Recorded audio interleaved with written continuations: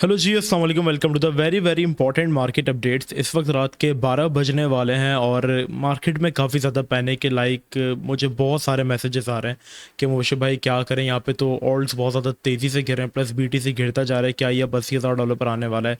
क्या यहाँ पर बेयर मार्केट जो है वो शुरू हो चुकी है? क्या यहाँ पर हमें करना चाहिए? प्लस रून कॉइन के बारे में काफ़ी ज़्यादा लोग एक सवाल पूछ रहे हैं कि क्या ये नेक्स्ट लूना बनने जा रही है या क्या यहाँ पे सीन है, मार्केट के पीछे क्रैश का क्या रीज़न है। सारी चीज़ों के बारे में आज हम बात करने वाले हैं।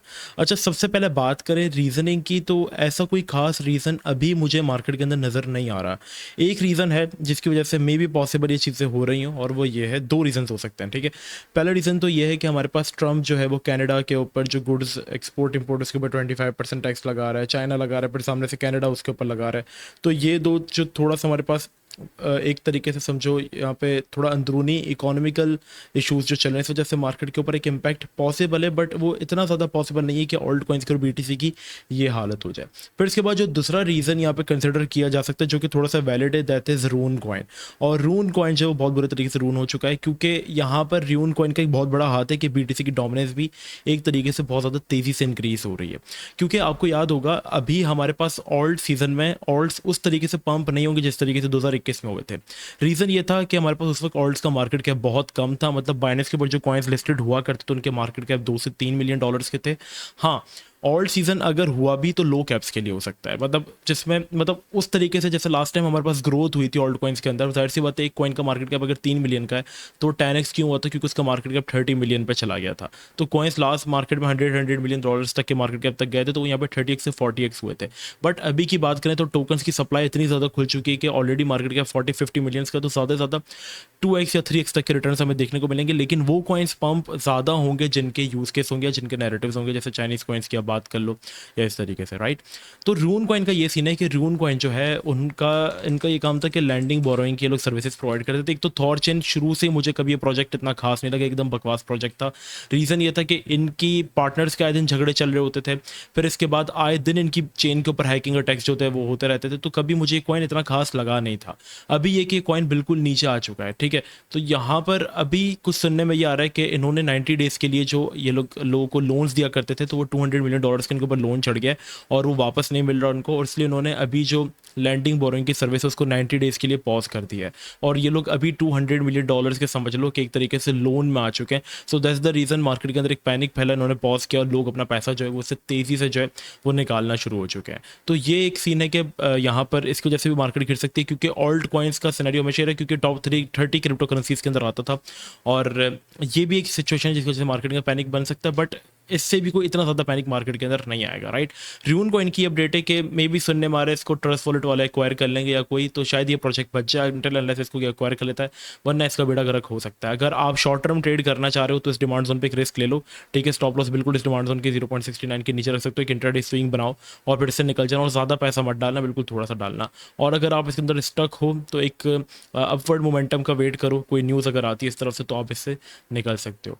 रही बात अब ऑल्ट्स में आपको क्या करना चाहिए, देखो मार्केट में जब भी सिचुएशन बनी ना ऑल्ट्स को लेकर पंप करने की, तो उसने पहले बीटीसी ने खूब कंसोलिडेट किया और लोगों को कसम से ना इसने रुलाया है, ठीक है। अभी अगर हम लोग बात करें, जब बीटीसी ने अपना पिछला ऑल टाइम हाई हिट किया था तकरीबन मार्च में 2024 में, तो ऑल टाइम हाई जब हिट हुआ था तब तो ऑल्ट्स में कोई मोमेंटम नहीं आया था, लेकिन थोड़ी देर बाद ऑल्ट्स में मोमेंटम अच्छा आया था। बट इसके बाद बीटीसी समझ लो 200 दिन के लिए कंसोलिडेट हुआ, और इस 200 दिन में इसने जो ऑल्ट्स की हालत की है आपके सामने था कि जब मार्केट के अंदर फिर जापान के इंटरेस्ट रेट्स वाले शो था तो मार्केट ने एक नीचे की विक देती थी। अब उस बुरे टाइम में, देखो ये मार्केट के अंदर ना हर बार होता है, ये पहली बार नहीं हो रहा। अब उस बुरे टाइम के अंदर क्या होता है, उस वक्त भी हम कुछ ऑल्ट एक्यूमुलेट कर रहे थे, लाइक जैसे हम रेंडर 3.8 पे बाय करके बैठे हुए थे, सॉरी 5 पे बाय करके बैठे हुए, तो 3.8 पे, और काफ़ी टाइम तक उसने कंसोलिडेट किया।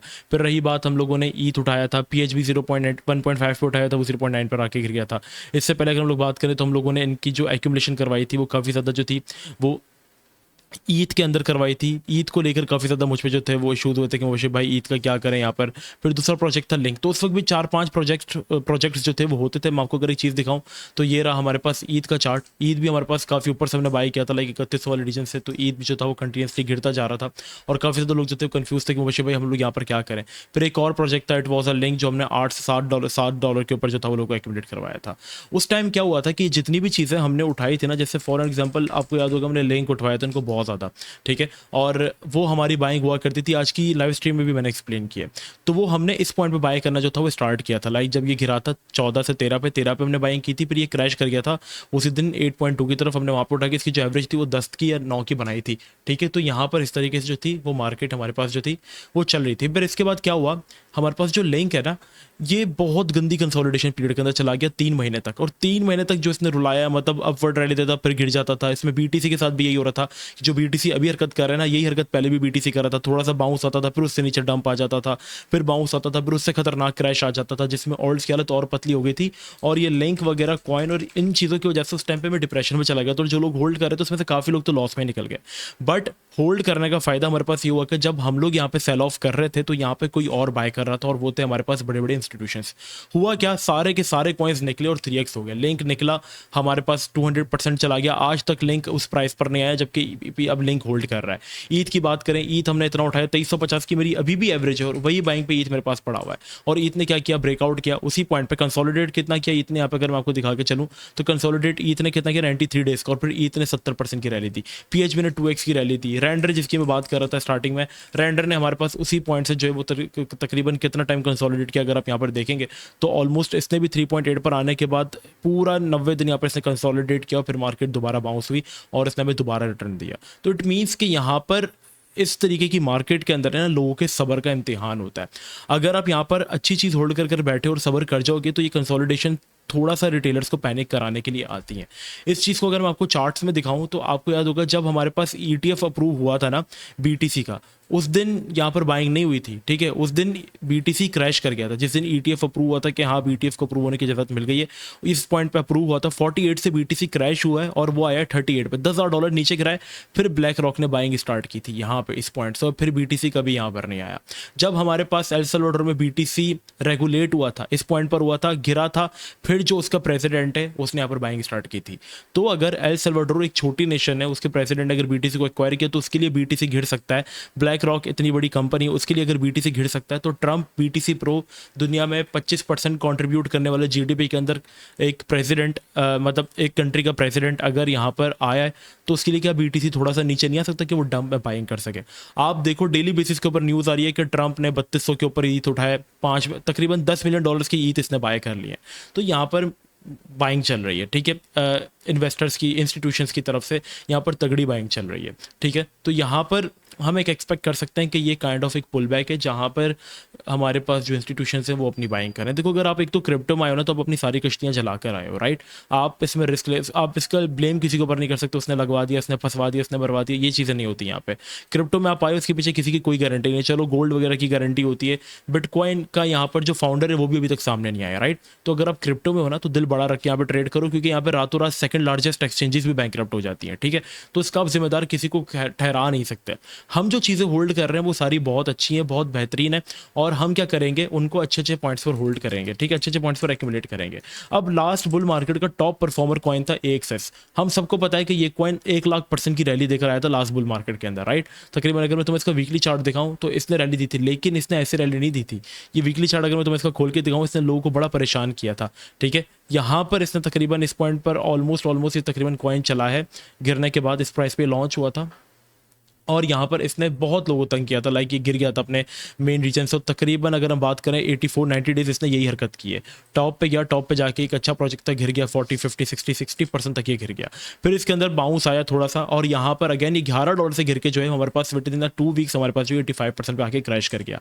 फिर रैली देने से पहले इसने तकरीबन यहाँ पर जो है बहुत ज़्यादा एक्यूमुलेशन हुई इसके अंदर, और 1 महीने तक ये पॉइंट एक्यूमुलेशन में रहा। अब जो समझदार थे, जिन्होंने कहा था कि नहीं हम नैरेटिव वाली अच्छी चीज़ उठा रहे, उन्होंने यहाँ पर भी बाइंग की, और जब अपने टॉप पर गया तो उन्होंने 5000% प्रॉफिट भी बनाया, क्योंकि वो बंदा प्रॉफिट बनाना डिजर्व करता था, राइट। और अभी भी वही प्रॉफिट बनाएंगे जो यहाँ पर डिजर्व करते हैं। तो हम यहाँ पर जो चीज़ें होल्ड करके बैठे हैं, जैसे सबसे टॉप नॉच चीज़ हम होल्ड करें दैट इज CFX, और CFX जो है वो यहाँ पर चाइनीज़ कॉइन है।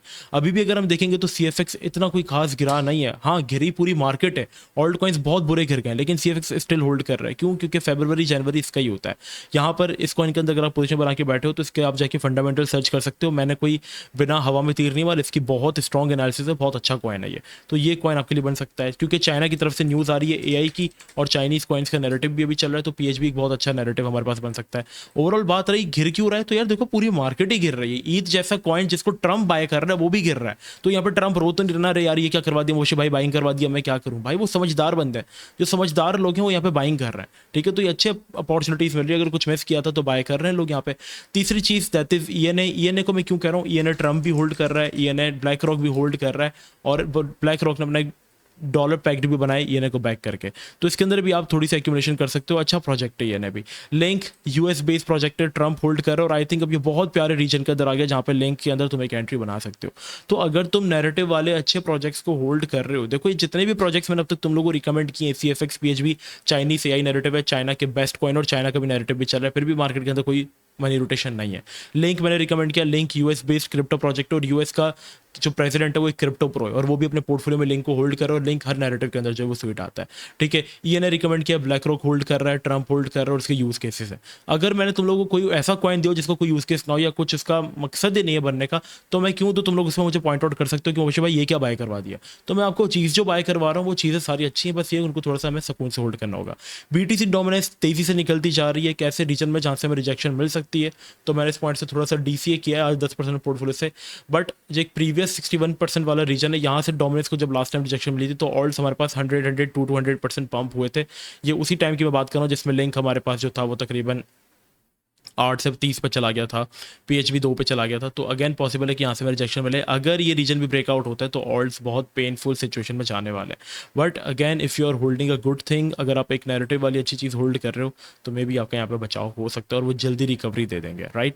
तो बस अभी के लिए इतना ही, मिलते हैं नेक्स्ट सेशन में। जब तक अपना बहुत ही ज़्यादा ख्याल रखना, सारे व्हाट्सअप चैनल ज़रूर ज्वाइन कर लो, क्योंकि यहाँ पे सारी इंपॉर्टेंट अपडेट्स हम आपको प्रोवाइड करते हैं। डिस्क्रिप्शन में आपको इसका भी लिंक मिल जाएगा। मिलते हैं नेक्स्ट वीडियो में, अपना बहुत ही ज़्यादा ख्याल रखना, जब तक के लिए अस्सलाम वालेकुम व रहमतुल्लाह।